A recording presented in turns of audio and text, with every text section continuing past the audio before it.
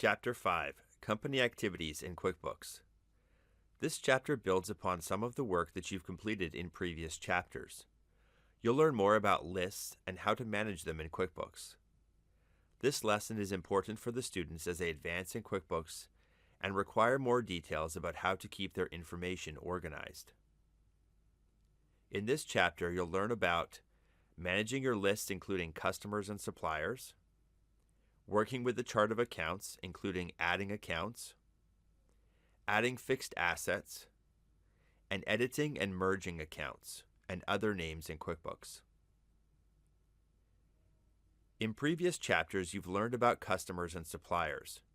Your students have learned how to add new names to the lists and where their transactions can be found. Let's review the other lists in QuickBooks. Working with lists. First, the chart of accounts. You can view the chart of accounts from the gear icon. The chart of accounts contains all the accounts used in your business. We'll come back to this shortly.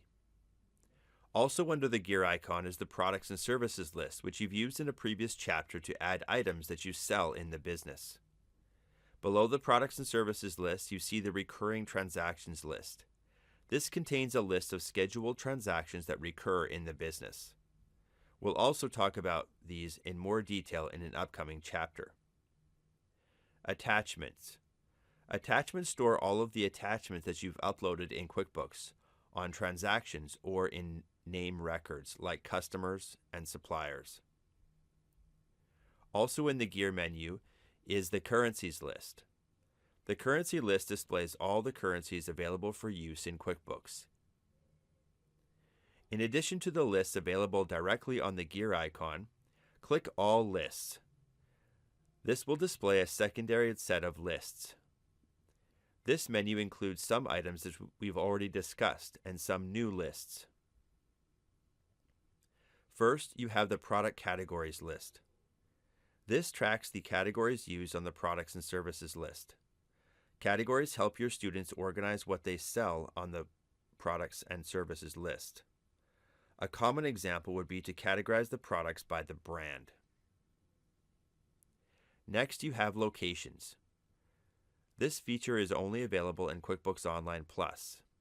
It lets you attach a location tag to transactions. This enables you to track the accounting for more than one location in any QuickBooks company. Next, you see Custom Form Styles. A custom form style is a customized form in QuickBooks. You can customize the invoice, sales receipt, and estimate. Customizing lets you add or remove information to the form, change the display on the fonts, add a logo, and change other labels and columns on the form. The Payment Methods list includes a list of the ways you categorize payments you receive from customers. You can create new payment methods to reflect the types of payments your customers pay you with. Terms lets you set up terms for your customer and suppliers. Finally, Classes. Classes let you tag sales and expenses to different classes you use in your business. After tagging your transactions with classes, you can create a profit and loss by class report for the various classes in the business. For example, if your company provides construction services to residential and commercial customers, you can add a class for residential and another for commercial. Then you tag all income and expense transactions with one of the two tags. At any time, you can create a profit and loss by class. Another word for classes often used is departmental accounting.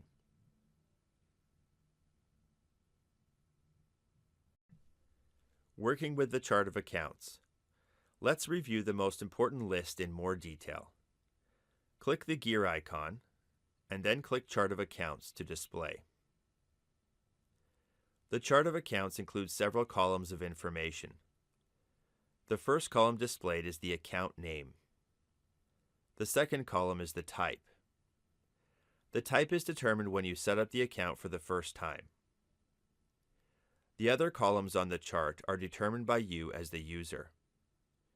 To change the view of the columns, click the gear icon in the top corner of the list to add or remove columns. After making your selections, QuickBooks will remember them and display the list according to them going forward. The chart of accounts displays the balance sheet accounts first, followed by the profit and loss accounts in the bottom half. Now let's discuss account types in QuickBooks. QuickBooks breaks down the account types into more manageable terms for the students. The 5 types of accounts of assets, liabilities, equity, income, and expense accounts are broken down into the following account types. Balance sheet accounts. The first account is bank. Add a bank account for every account your company has at a bank or other financial institution. Accounts receivable. This account will track transactions related to customers, including sales invoices, payments, and credits on customer accounts. Current asset. Assets that are likely to be converted to cash or used up within 1 year. This includes accounts like petty cash, notes receivable, and prepaid expenses. Fixed asset. These are depreciable assets your company owns that aren't going to be converted to cash in the short term. These include equipment, vehicles, furniture, and any other assets. Other asset. This account is used to track any asset that would not be considered a current or fixed asset. This account will not be used in this class. Accounts payable. This tracks transactions related to money you owe, including bills, bill payments, and any credits you have with suppliers. Credit card. The credit card type of account tracks credit card purchases, bills, and payments. Current liability. This is an important account for students. The liabilities scheduled to be paid within 1 year, such as sales tax, payroll taxes, etc., will be considered a current liability. Long-term liability. These are liabilities such as loans or mortgages scheduled to be paid over periods of longer than 1 year. Owner's equity. This account tracks the owner's investments and withdrawals within the business. That concludes the balance sheet accounts. Profit and loss accounts. There are several profit and loss accounts that will be displayed at the bottom of the chart of accounts. They include income. This type of account will track money coming into the business. These typically include sales or revenue accounts. Other income.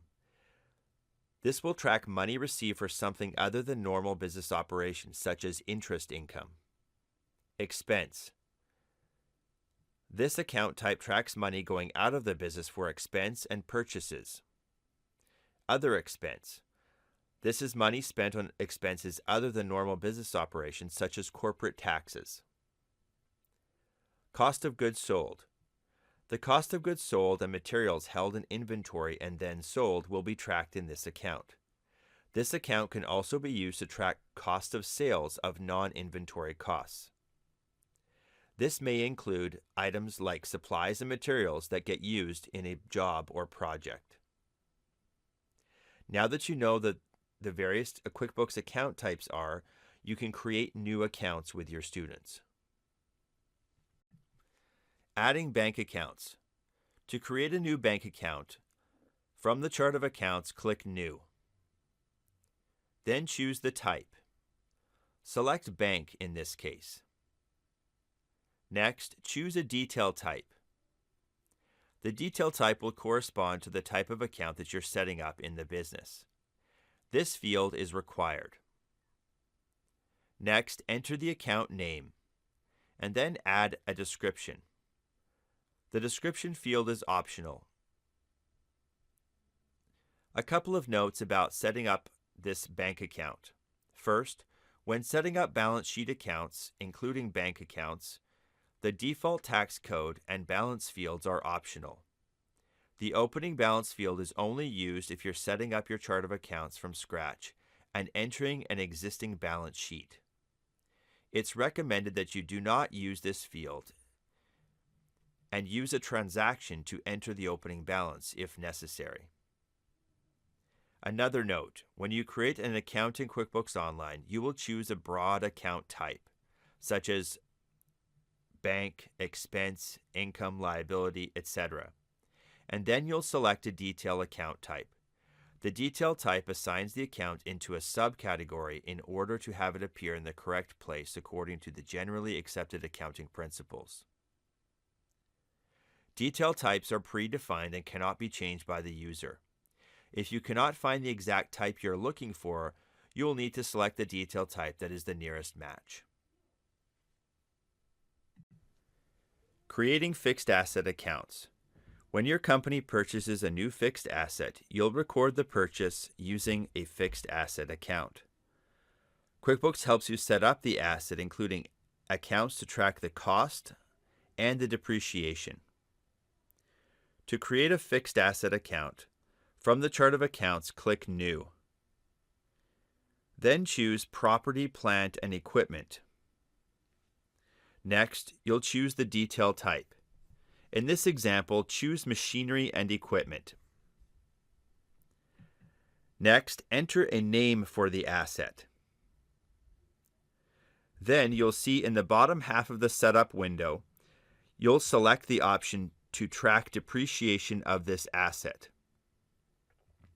After making that selection, QuickBooks details both the original cost and the depreciation below.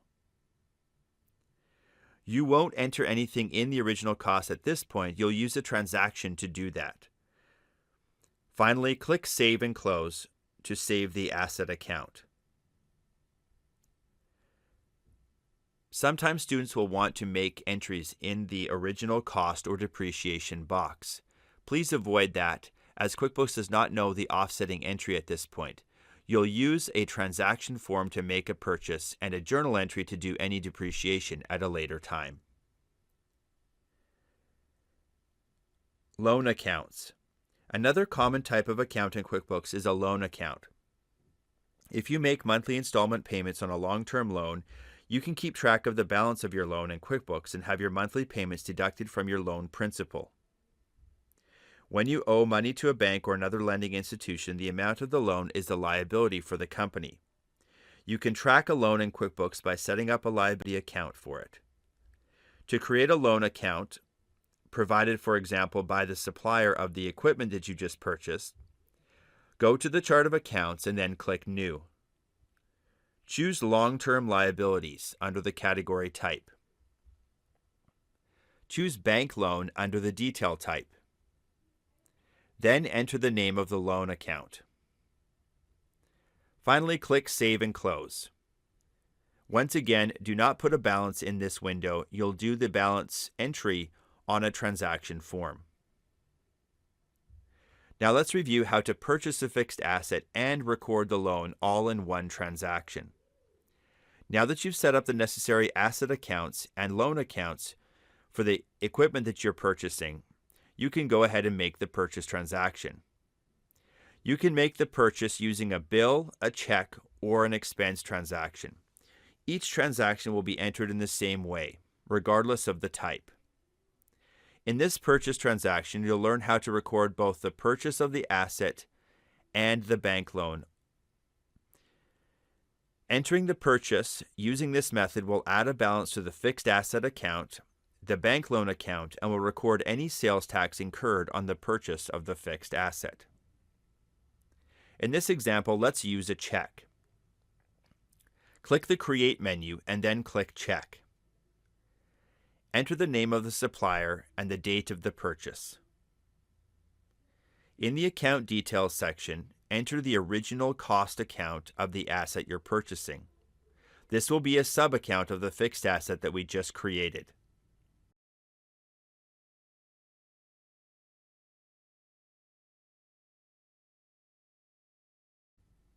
Next, enter the cost of the purchase in the Amount field. Then add the tax rate. Next, to record the loan amount, enter the loan account on the second line of the transaction.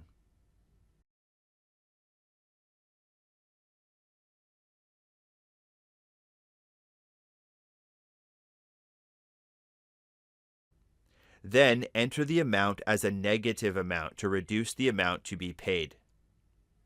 QuickBooks will record the loan amount and leave you with the difference that will be made on the purchase transaction. In the example of the loan, make the tax line exempt, or out of scope is probably better. Finally, click Save and Close. This adds both your fixed asset account and the loan account in one transaction. Adding expense accounts. Tracking expenses in your business is handled through expense accounts. To add an expense account, from the chart of accounts, click New. Then choose Expenses as the category type. There are several different options under the Detail type under the Expenses category. Select one that works best for the expense account that you're setting up. If you can't find one that fits, choose the closest type and then move to the next field. The most important field is the name. Now enter the name of the expense account. Next, add a default tax code. This makes sure that when you use this expense account on purchase transactions that the correct tax code is added automatically. Finally, click Save and Close to add the expense account. Creating sub-accounts. To make a large account more manageable or to group related expenses together for your reports, it's useful to use sub-accounts. Another way to think of sub-accounts is that you're breaking down general expenses into greater detail. In QuickBooks, the more general category of expenses is called a parent account. The more detailed categories that are grouped under the parent account are called sub-accounts. Sub-accounts let you track several related types of income or expenses independently, yet keep them all under the umbrella of a single parent account.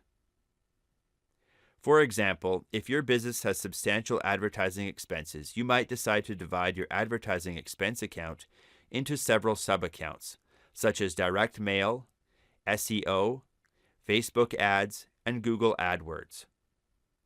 Your reports will now show subtotals for the various ways that you advertise, as well as the total for all your advertising. In your chart of accounts, each sub-account appears indented immediately below its parent account. If the sub-account is a balance sheet account, QuickBooks includes its balance in the balance of the parent account. When you open the register of the parent account, the register shows all the transactions in both the parent and sub-accounts. To create a sub-account, from the chart of accounts, click New. Choose Expenses as the category type. Select a detail type, and then enter the name. Select the Is Sub-Account checkbox, and then choose the parent account.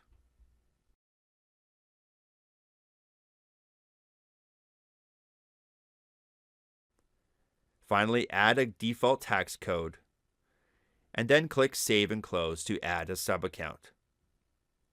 When you look at the chart of accounts, this new account will be indented under the parent account.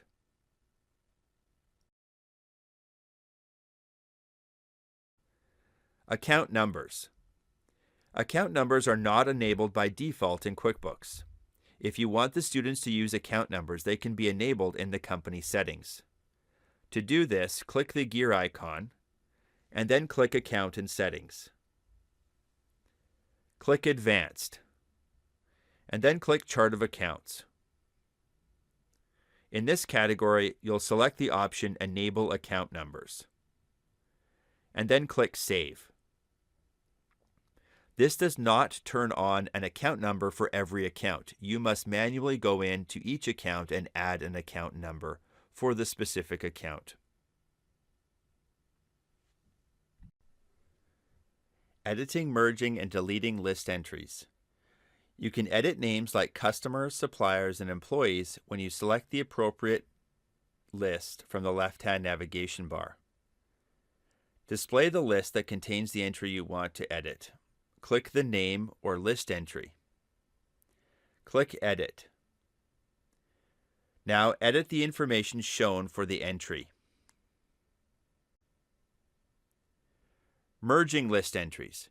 You can also merge list entries if there are duplicates. This includes customers, suppliers, and accounts. When you merge two list entries, QuickBooks merges all the transactions in the name or account that you choose to keep. Merging is a powerful feature that cannot be automatically undone. So before merging any list entries, think carefully about the end result. Let's take a look at how to merge two accounts. From the chart of accounts, find the name of the account you want to remove, or in other words, the duplicate account. Click the drop-down arrow and then click Edit.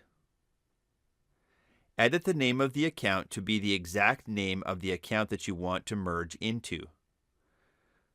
Note that the spelling must be exact. After entering the new name, click Save. QuickBooks displays a pop-up message indicating that there is a duplicate account. Click Yes to confirm. QuickBooks then merges the two accounts. It maintains the history of both accounts, but the name of the duplicate is no longer in the chart of accounts. A couple of notes. First, you cannot merge items with sub-accounts or sub-customers, and in the case of the chart of accounts, you cannot merge accounts of different types. You can delete entries from lists in QuickBooks if necessary. This includes customers, suppliers, products and services, and accounts. Instead of making a customer inactive or archiving them, you simply delete the customer name. However, this is not a permanent deletion. Let's take a look at this in a little bit more detail. To delete a customer, click the Customers page from the navigation bar. Click the customer name. Click Edit. And then select Make Inactive. QuickBooks will display a message. Click Yes. This makes the customer inactive, or